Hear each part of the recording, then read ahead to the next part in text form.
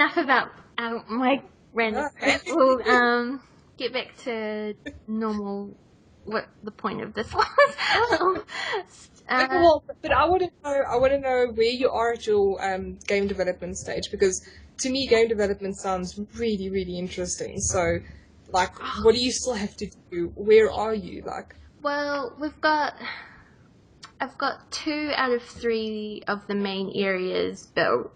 Because a couple of, like, it is a little bit open. It's sort of like a mixture of not linear, but just like corridor-esque areas, and then open plans, so you can go wherever and you can switch between. So I've got 2 out of 3 of those done, and it's hard to really sort of judge. Percentage-wise, I'd say maybe 50% of the way there. But then I'm probably wrong, because Naz's part is way more complicated. Because it's just hooking. We've got all these bits done. Like, we've got lots of animations. We've got lots of effects, the particles, the levels, and quests and scripts and all that kind of stuff done. But it's all putting it all together. It's what Naz has to do, and unfortunately, he's the one with the least amount of time to work on things. So, yeah, that's sort of sucking.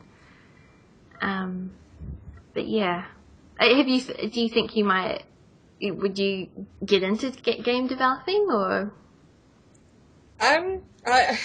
Yes. Well, before I started writing again, I actually wanted to definitely get into 3D modeling, like I was saying, because you talked about what was it that you were going to use? I forget the name. Mojo. Yeah. So I was experimenting in Maya, which was amazing. I really, really enjoyed it, but it's also incredibly time consuming. So for me, I don't think I would do the programming side of game development, because I think it would. I mean, I do enjoy. I can't really call it programming because I do website design, so I know a little bit of PHP and stuff like that. But I think I would enjoy more the creative side of it, the creating the characters and creating the story and stuff. So, yeah. But that's why I said I'd definitely like to team up with you guys to create a game, because I'd love to help out with the characters and the story and stuff. I just won't have time to learn from scratch how to do like 3D modeling and game programming and stuff. But to be part of a team that does a game, most definitely, because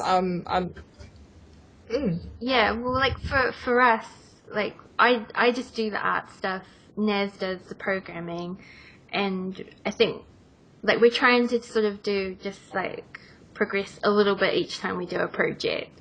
So the next one we do, we want to work with other people, because we want to make a bigger game, or I wouldn't say big game, but just something that we're going to need more people, basically.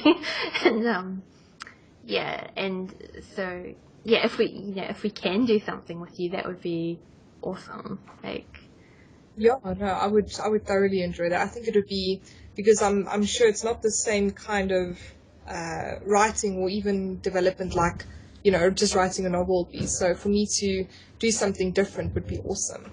I'd really, and like I said, I love games, so to have something out there that people can play in like that kind of interactiveness, that would be awesome. I just think, well, like the Corrupted Sun series, that itself would make an awesome game. I think just the way you write your characters and things like that, I think a lot of, like, as a gamer, I think you have the knack to write characters that people would want to play, and stories that people would want to play.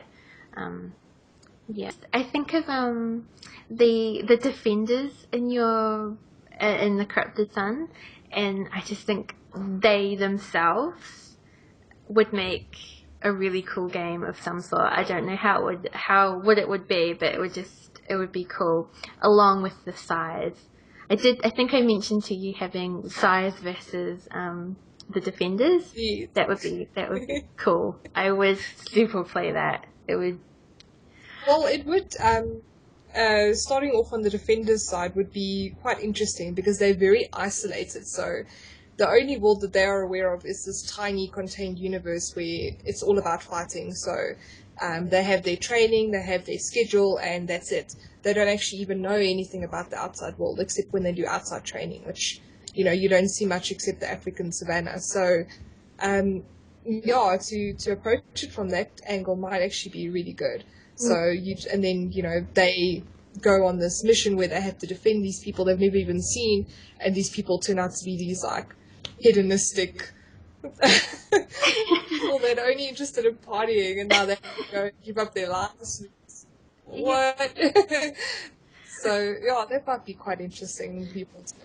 It's also the aspect of the self same like the relationship between the two, or that's interesting. Like, hey, it might also make a really good co-op, that, where you have to, because I don't know, I think the concept of co-oping has been, it's so powerful, because I don't know if you and Naz co-op a lot, but me and Jean do, and it's such an experience, hey? I mean, it's something where you've got 2 and 3 people, whatever, and playing this game, because, I mean, we played, for example, one of the best co-op experiences we had was playing Saints Row 4, where you actually co-op the entire single-player game, which to me was an exceptional experience, because it's 2 people that are really fond of computer games, and I think you're going to see that a lot, because we've actually met quite a few gaming couples. We actually went to a wedding of a gaming couple the other day.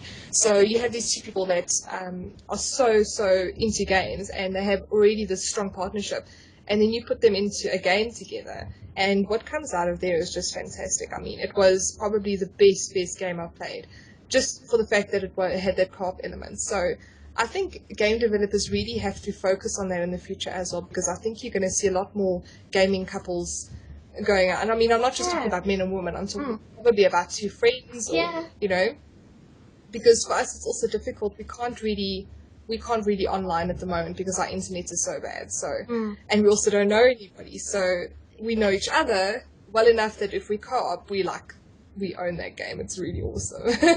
I super feel like it's being local co-op is sort of being left behind in favor of multiplayer online, and yes. I just think it's such a waste and such a shame, because I think often, and I think even people who just like playing by themselves don't want to have, I think Destiny is just online. Like, you can't. Oh no, you can play it by yourself, I think, but the way the game is set up is that you are supposed to play in packs of 8 or whatever people, and so it's harder to there's not a lot of stuff for the people who just want to play as one, or they want to play as a local co-op thing. I hope more games do it, or keep it, or stick to it, and keep it in mind, because when me and Naz play games together, it's fun.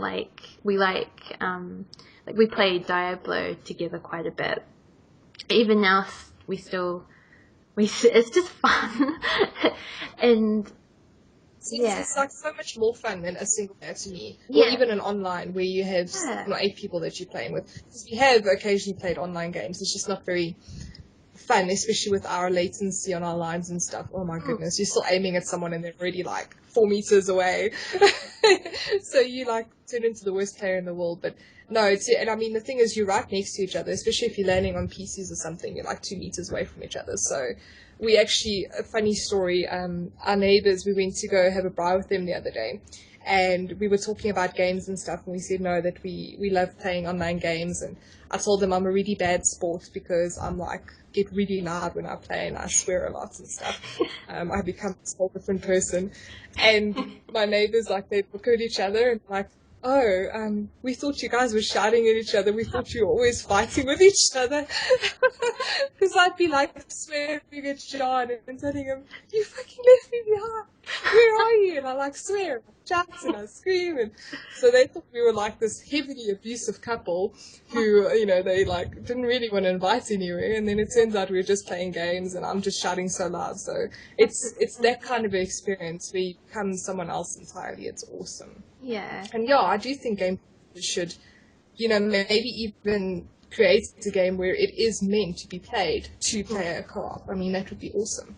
Yeah, super. I'm all about that. Let's do it then. Yeah, Good. we'll just make it ourselves. Yes, I think that's the biggest. If you want to, because they say when you're writing, you should write what you want to read. So let's make a game that we want to play. Yeah, well, it's just that, yeah, it's the same for game development. Like I guess I don't do it so much now, but when we first started doing things, I was always reading articles on people's advice on how to know if you should make a game, or what, just trying to get confirmation as to, are we doing the right thing, should we be making a game. And a lot of the successful ones were all games that were made because the people making them wanted to play them themselves. Like, they made it for themselves. They didn't make it for a target audience, or they didn't make it, like, there's certainly games that are made for a target audience that are huge and really successful, but I think as an indie gamer, you have to make it for yourself, because there's a strong chance no one else might see it, and you need to be okay with that. So if you've got something that you really love yourself and you're stoked to play, if 100,000 people don't play it, it's not that big of a deal, because it's like, whatever, I'll play it. Exactly, I'll play the crap out of that thing. Yeah. Something about Corrupted Sun. Could there be any potential for new material from that universe?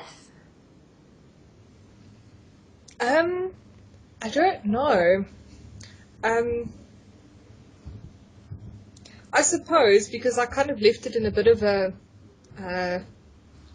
state. The ending wasn't really like a lot of people. Some people liked it, some people didn't. So, I suppose there can be a what happens now kind of story, but for the moment, I have left that world. I'm now working on the seventh glitch. I kind of have to disassociate myself with it, because otherwise, what happens is, and I found it now working with, because I'm doing my own paperbacks through CreateSpace and Lulu, so I sort of had to dip into it again while I was proof editing for the 50th time, and I also, it lingered with me again longer than I wanted to, and I suppose there's enough there for me to create something. But for now, I have to pay attention to my other projects, because I've got probably about 15 books that I still want to write, and if I'm going to finish any of them in my lifetime, I have to let it go.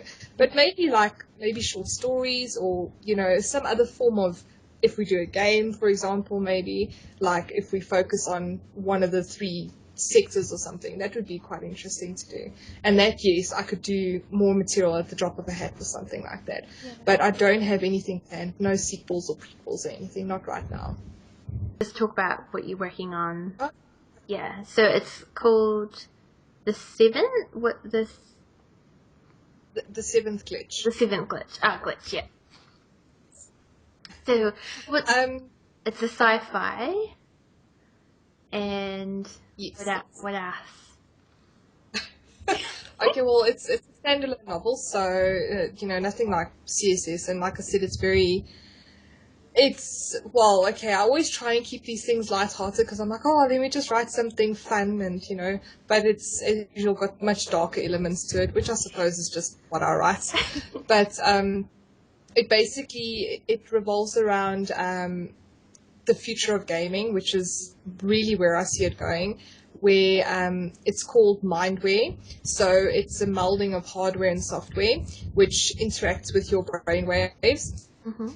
And it can basically transpose your consciousness into a dreamscape, which is a game. Okay, and it's a shared, so it's like I have a term for it and I forgot to look it up now. It's like MMORPGD, which is like massive multiplayer online dreamscape. So yeah, that's something like that. So it's basically, and I mean, because that's where it's basically going. The games are just getting bigger. They're having more and more players on at the same time. Mm-hmm. So it's these massive servers called shards, and they host something like 1 million players each or whatever.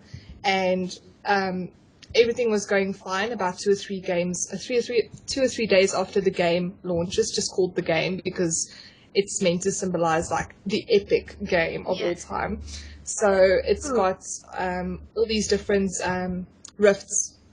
It's got 7 rifts. So you can play in Chimera, which is a fantasy rift. You can play in Helical, which is a steampunk rift. You can play in Fantasia, which is a kiddies rift, like kiddies games. You can play in Prion, which is like life simulation, like Sims and stuff. You can play in Frey, which is like, all these war games and like Call of Duty and stuff. Yeah. And then you can play in Polaris, which is your sci-fi shoot 'em up kind of style game. Is that all 7? I can't remember if that's all 7. I think that's all 7.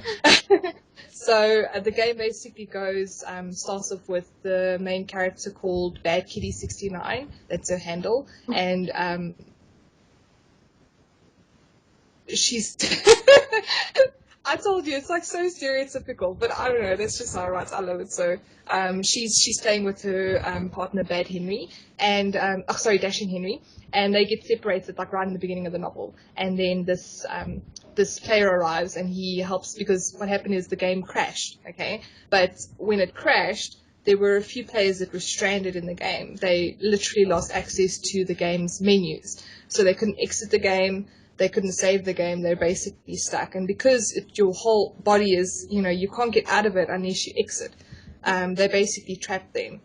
So the mods of the game sent out a message to everyone saying you've got to get through to the arena, which is a small level in the Frey rift, and then they'll be able to get everybody out via back doors and stuff. So, the players basically have to make their way to the arena. And she's just lost her gaming partner, and this mysterious player arrives and he's like, oh no, I'll help you, I'll take you through and whatever. So I'm not going to get too far into it, but that's basically where it goes. So it's, again, it kind of got out of control because it was going to be a very simple thing, but, then I'm like, oh no, I want all the different, because I couldn't decide on what style of gaming was going to be in this game. And then I thought if I made it like that, it would have, it wouldn't just be like first-person RPG, it would be like everything. If you wanted to play a little kitty game as a little panda bear, then you could play that. Or if you wanted to play like a real super slick sci-fi, then play like that. You can choose whatever style of gaming you wanted to. So that's the basic of it. Like I said, it's still first draft. I'm gonna start revising it, and then hopefully it'll be published in about 2 or 3 months time. 2 or 3 months. So that's, what are we? So after December. Cool. It sounds awesome. Like, I hope so. It's just listing off the genres. I'm like, yeah, I'm on board. Yep. Okay. I'm trying to, I wouldn't say targeting, but I mean, I think if you're a gamer, you'll enjoy it because, and I mean, it was so weird because I was doing research for the novel and everything, and I was like, I mean, I consider myself a gamer because I love playing games. I'm not hectic. I don't have like the headset with the microphone, and I'm like not on like all the time because I just don't have time. But I did research into especially like gaming terms because, I didn't want to sound like a complete noob, and I didn't know how people speak, Yeah. So, and it was just fascinating, research is probably one of the most exciting parts of writing a novel because, you think you know something and then you start researching and you're like, oh my word, I had no idea people do this. I had no idea people call each other these things, and it was amazing. So I've put a lot of jargon into the same as I did with Corrupted Sunscript and tried to make some of it my own, and it's looking good, I hope. We'll see. Hopefully you'll be my first reader. I'm just going to throw that out there. Yes, it will be. Then from your feedback, I'll get a feel of, how the market would like it. I always feel a little bit bad about giving feedback because I feel like all I can say is, oh my god, this is so awesome. I guess my critical feedback kind of stuff just doesn't exist. I can't, or you're just writing's just too good that I can't criticize it. No, the thing is, it's like, as long as I know it resonates, that's my biggest thing. So, I'll have people that read it and they'll tell me absolutely nothing about how it felt. They'll just be like, oh, you need to work on this, and this is not good. And that's really valuable for me. Yeah. But more than that, I need to know is if you picked it up and you just read it, did you enjoy it? Did you not enjoy it? That for me is like thumbs up or thumbs down. I need that like a lot as well, just so that I know at a glance, are people going to enjoy it, or was there something wrong? Because the more thumbs up I get, the more I know, okay, I'm heading in the right direction. The more thumbs down, I'm like, okay, I need to seriously rework this. Well, just from your Corrupted Sun stuff, like just from the compile quest, because I only read that because I saw you on the Game Over Year podcast, and it sounded kind of cool, so I was like, yeah, I'll give that a go. And I stayed up until, like, I did not go to sleep. Like, it was 4:00 in the morning. Like, I went to bed and I started it, and I was like, I actually can't stop. I have to finish it. I need to know what happens. And so I just burned through the whole book. Like, Nev was like, when he woke up, he just looked at me. He's like, did you sleep? Like, and I'm like, no. And no, I didn't. I need to know what's happening. And I was like, oh my God, thank God I know what happened. Yeah, but that's how, and it's the same for the other books as well. Like, as soon as I got them, I'm like, under the covers so it doesn't disturb Naz. Reading it, like, yeah, like, you've got really good writing style. So I think, I just know that regardless of what genre you do next or whatever, I know that I'm definitely going to like the Squitch one. So, yeah. I hope so.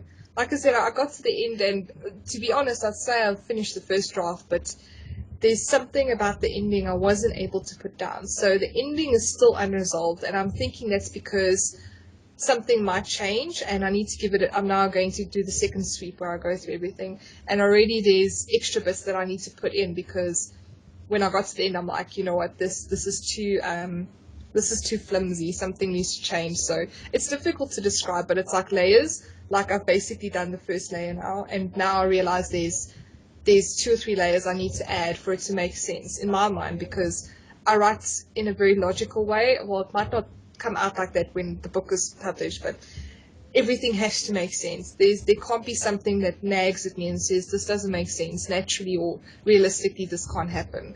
It just doesn't happen like that. It's like I can't suspend belief at all when I'm writing. It has to be 100%. This foolproof plot. Or even the characters. If they don't make sense to me for some reason, it means there's something that I need to go back and change, or something. Something is not working out. So. But hopefully after the second sweep, I'll have an actual physical ending, which will be nice, because at the moment I'm like, it could end like one of 2 ways. That's very disconcerting, because I'm like, what's going to happen? It's a weird feeling. This is kind of another writing question, I guess. Like, so you figure out you have your overall plot. Does that change? Like, is it okay for it to change as you're going along? Like even I don't know if it's okay, but it always happens. It's like, even with the trilogy that I wrote, I had a very definite way that things were going to happen. And then about 3/4 through the entire, about halfway through the second book, I just reached this point and I'm like, oh my God, this thing is falling apart it's just completely fallen apart because this one guy just didn't add up, and that's Gerard. Gerard's character to me didn't make sense. Why was he there? Because, there had to be someone taking the character from point A to point B, and it turned out to be Gerard. But then Gerard's like, he can't just be this nameless face. There's a reason I gave him a name, and there's a reason because he had this personality that just came out of nowhere. And when I got stuck about halfway through the second book, I was like, no, this guy's got more going than I originally planned. So I had to go back, and actually he turned out to be one of the larger characters in the book, which was very surprising. So I think it's like trying to, if I can put it like that without sounding like really strange, it's like trying to tame a volcano, because you think you know what you're going to write, and then the next thing it just completely gets out of hand and you're just barely holding on. and you just hopefully get everything down like it's supposed to be. It's sort of like something starts channeling through you. If you're doing it right, maybe I don't know if I'm doing it right, but that's how it feels. Like when I really get hit with inspiration, it's like you just have to sit down and hope you can keep up typing fast enough for what's coming through. So I don't know, does that make sense? But yes, I do very often have to go back and change things. Not usually major things, but sometimes small things, sometimes big things. But I think it's all the process of discovery. When you get through your first rough draft, you're like, okay, there's the story, but it needs a lot of work. And that's what, if you Google it and stuff, people will tell you as well. Your first draft is really only where you start figuring out what the story's about. Mm-hmm. So whatever you've got to revise it at least 3 or 4 times. And with is there any with your characters, when do you sort of know to let one of them go? Like, do you ever find you get attached to them that you don't want to, and then you just like, I'll just keep them around, and we'll fit it in there somewhere. Did that ever happen, or do you like, no, he's got to go, or she's got to go, or? I have a bit of a problem with that, because sometimes it's like, as much as I like a character, you get like this little vicious little glee going on that I'm going to kill them off soon. I think that's sometimes how George Martin must feel. But anyway, no, but I think you know when the time is right, because sometimes you don't expect it. Like I said, it's the weirdest kind of thing, because you'll be knowing exactly where you're going on a plot, and then something happens and bam, the character just dies, and you're like, shit, I wasn't expecting that to happen. Okay, but then it's just what was meant to happen, and you just have to subtly change whatever was happening after that. So, Yeah. I mean, I had it quite a few times in Corrupted Sun where people just very unexpectedly died, and I was like, oh, okay, right, I just have to write around this then, because when it happens, you just that's how it's supposed to go. That's how it happens, Yeah. But yeah, I think the biggest thing is intuition. You start developing, the further you get into your novel, the more you get intuitive about the story and the characters. So you'll know when the time is right, especially if you keep a character on too long, they'll start not having a real purpose, and I think they'll just start floating around and doing annoying things, and they'll start annoying you after a while. So then you either just go back and kill them earlier, or you just make their death really spectacular. I was going to ask, the other book, I know the first book's available on iOS, just through iBook, or I think iBook, or At the iTunes. moment, But is the second and third one, or not? no. At the moment, because actually the second and third should be. I was using Smashwords, but I've got this huge problem because I'm trying to make book one like perma-free on Amazon, but it's so freaking complicated. You can't do that unless it's free somewhere else. So I was using Smashwords to do that, but for 6 months already, they've refused to drop the price down to free. So which sucks. And I really wanted to do a free day. So now when you do a free day, you have to not publish it anywhere else. They're like total nutties about it. So I had to take it off Smashwords. So hopefully by the end of the year, I'll put everything on Smashwords, which basically distributes it to iTunes and Barnes and Nobles and Kobo and everything. Mm-hmm. So it should be available everywhere in December. But for now, you can just say it's on Amazon. Everything's on Amazon. I rather don't want to have people looking for it and they can't find it. Okay, cool. Okay, so I've got all the questions. Nothing else. I guess. Okay, so we'll wrap it up. So okay, okay, need to figure out what to say. Okay, so well, thank you so much for your time and talking about games. Everything you've said is super super helpful. I know you post quite a lot of like tips and things on your Twitter for writing and stuff, so I'll probably gather up a bunch of them and put that somewhere for I guess for game developers or other writers who need some help and stuff like that. And we'll make sure we've got all your links in that in the description wherever that is. Yeah, so thank you so much, and really looking forward to your new work. Thank you. So Thanks so much for having me. It was awesome. It's always so nice to talk to another female gamer. Like I said, I don't get much, so I know I don't do that much as well. So like I know there's hardcore gamer people who are like, you ain't gamers, yo, but oh no, come on. If you can like at least shoot 1 in 5 people, then you're a gamer. Come yeah, on. exactly.